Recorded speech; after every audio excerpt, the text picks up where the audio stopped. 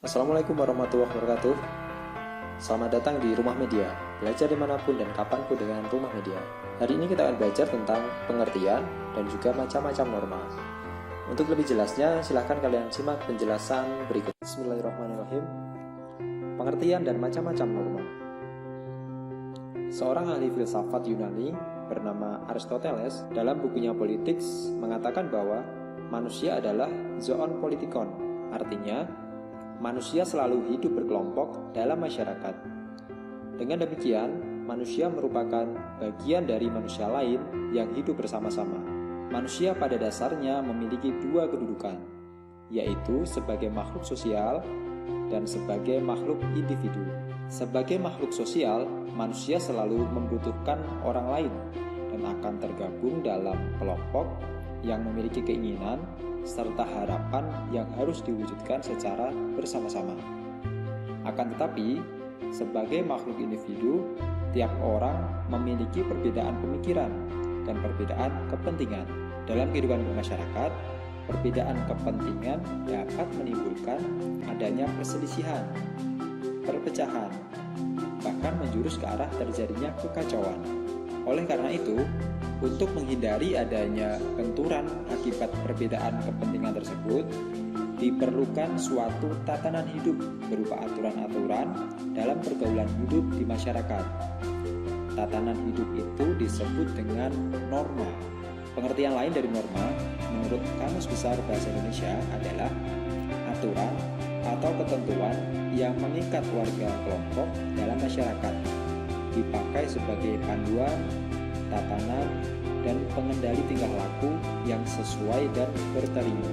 Sehingga dengan adanya norma diharapkan dapat terwujud ketertiban dan kedamaian dalam kehidupan bermasyarakat.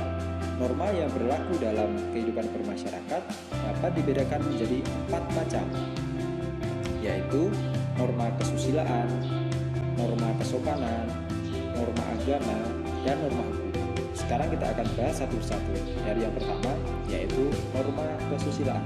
Norma kesusilaan adalah peraturan hidup yang berkenaan dengan bisikan kalbu dan suara hati nurani manusia. Suara hati nurani yang dimiliki manusia selalu mengatakan kebenaran dan mengarahkan manusia kepada kebaikan, serta tidak akan dapat dibohongi oleh siapapun. Sebagai contoh, seseorang yang mengikuti hati nurani tidak mungkin mengambil dompet seorang ibu yang jatuh atau tertinggal di tempat umum. Atau seorang siswa yang mengikuti suara hati nurani tidak akan mungkin menyontek ketika ulangan. Karena tahu menyontek itu perbuatan yang salah. Karena norma kesusilaan berasal dari hati nurani, bagi pelanggar norma kesusilaan akan timbul perasaan penyesalan. Yang kedua, norma kesopanan. Norma kesopanan adalah norma yang berhubungan dengan pergaulan manusia dalam kehidupan sehari-hari. Norma kesopanan bersumber dari tata kehidupan atau budaya yang berupa kebiasaan-kebiasaan masyarakat dalam mengatur kehidupan kelompoknya. Manusia sebagai makhluk sosial memiliki kecenderungan berinteraksi atau bergaul dengan manusia lain dalam masyarakat. Hubungan antar manusia dalam masyarakat ini akan membentuk aturan-aturan yang disepakati tentang mana yang pantas dan mana yang tidak pantas, sopan, tidak sopan, boleh dilakukan atau tidak. Inilah awal mula terbentuknya norma kesopanan. Maka perbuatan atau peristiwa yang sama akan menghasilkan aturan yang berbeda antara masyarakat yang satu dengan masyarakat yang lainnya. Sanksi terhadap pelanggaran norma kesopanan dapat berupa pengucilan, tidak disenangi, atau dicemooh oleh masyarakat. Sanksi berasal dari luar diri seseorang. Berbeda dengan norma kesusilaan yang berasal dari diri sendiri. Lemah kuatnya sanksi dari masyarakat dipengaruhi oleh kuat tidaknya norma kesopanan tersebut dalam masyarakat. Sebagai contoh, berjalan di depan orang yang lebih tua harus meminta izin atau permisi. Bagi masyarakat di daerah A, pelanggaran ini akan mendapat teguran lebih tegas dibandingkan masyarakat di daerah B, karena memang norma kesopanan antara masyarakat yang satu dan masyarakat yang lain itu berbeda. Yang ketiga, norma agama. Norma agama adalah sekumpulan kaidah atau peraturan hidup manusia yang sumbernya dari wahyu Tuhan.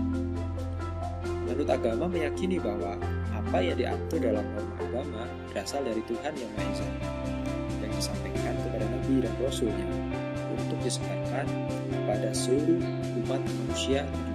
Pemahaman akan sumber norma agama yang berasal dari Tuhan membuat manusia berusaha mengendalikan sikap dan perilaku dalam hidup dan kehidupannya.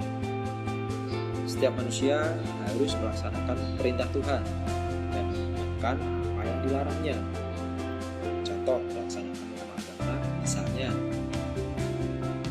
perintah melaksanakan ibadah sesuai dengan ajaran agamanya. Melanggar norma agama adalah perbuatan dosa, sehingga pelaku pelanggarannya akan mendapatkan sanksi siksaan di neraka. Norma agama hanya akan dipatuhi oleh orang yang beragama, sehingga orang yang ateis tidak percaya pada Tuhan tidak akan menaati dan mempercayai adanya norma agama. Norma agama dalam pelaksanaannya tidak hanya mengatur hubungan manusia dengan Tuhan, tetapi juga mengatur bagaimana hubungan manusia dengan makhluk ciptaan Tuhan yang lainnya.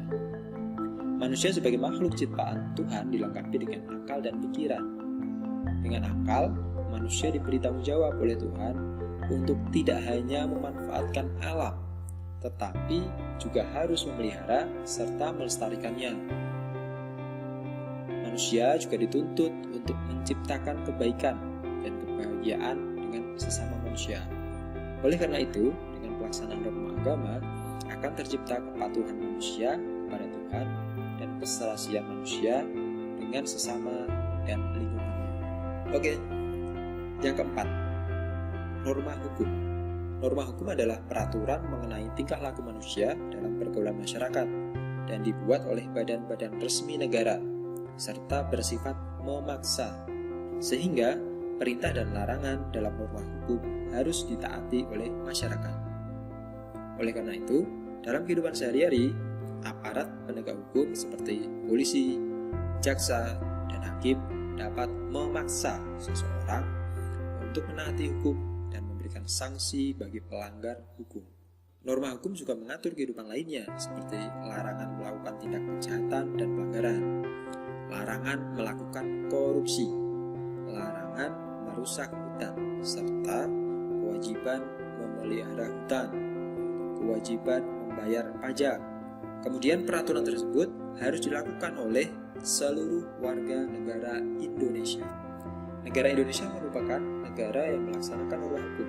Hal itu dapat kita lihat dalam pasal 1 ayat 3 Undang-Undang Dasar Negara Republik Indonesia tahun 1945 yang berbunyi, negara Indonesia adalah negara hukum. Norma hukum mutlak diperlukan di suatu negara. Hal itu untuk menjamin ketertiban dalam kehidupan bernegara.